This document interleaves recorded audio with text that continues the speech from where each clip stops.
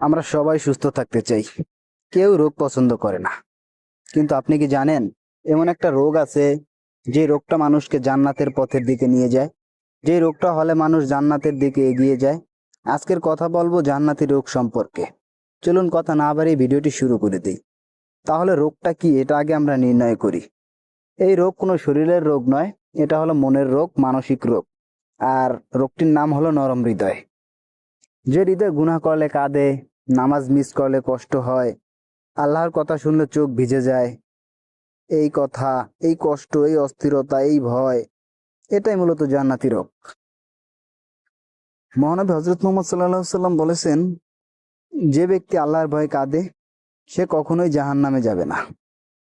যার অন্তর জীবিত সে গুনাহ করলে কখনোই শান্তিতে থাকতে পারে না। যার অন্তরে ভয় আছে তার জন্যই তো জান্নাত তৈরি করা হয়েছে। মহান রব যার অন্তরে ভয় আছে তাকেই তো জান্নাত দিবেন। আমরা কেন এই রোগ হারিয়ে ফেলেছি? আমরা গুনাহ করি কিন্তু অস্বস্তি লাগে না, নামাজে দেরি হয় তবুও মনে ব্যথা পায় না। সবচেয়ে ভয়ঙ্কর রোগ হলো আমাদের হৃদয় শক্ত হয়ে গিয়েছে। শেষ কথা হিসাবে আমি বলবো, আজকে নিজেকে জিজ্ঞেস করুন, আমার অন্তর কি এখনো কাঁদে, নাকি সবকিছু স্বাভাবিক হয়ে গেছে? যদি আপনার হৃদয়ে নরমতা এখনো থাকে, হৃদয়ের মাঝে যদি এখনো কষ্ট হয়, তাহলে সুসংবাদ, আপনার ভেতরে বসবাস করে জান্নাতি রোগ।